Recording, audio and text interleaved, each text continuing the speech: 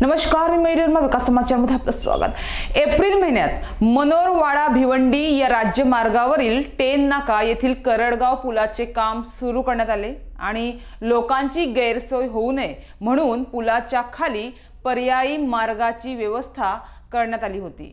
मात्र पहिल्याच पावसात हा पर्यायी मार्ग पूर्णपणे पाण्याखाली गेला आहे। यामुळे वाहन चालकांचे मोठे हाल होत असून वाहतुकीला मोठा फटका बसत आहे। येथील हा पर्यायी मार्ग पाण्याखाली गेल्याने सध्या करडगाव पूल हा छोट्या वाहनधारकांसाठी खुला करण्यात आला आहे। मात्र अद्यापही या पुलावरील काम अपूर्णच असल्याने या पुलावरून अवजड वाहनांची वाहतूक बंद ठेवण्यात आली आहे। या पुलावरील डांबराचे अतिरिक्त थर काढून टाकून व कठड्याला प्लंब कॉन्क्रीटद्वारे दुरुस्ती करण्याचे काम प्रस्तावित करण्यात आले होते। हे काम पावसाळ्यापूर्वी पूर्ण करण्याचे उद्दिष्ट समोर ठेवण्यात आले होते।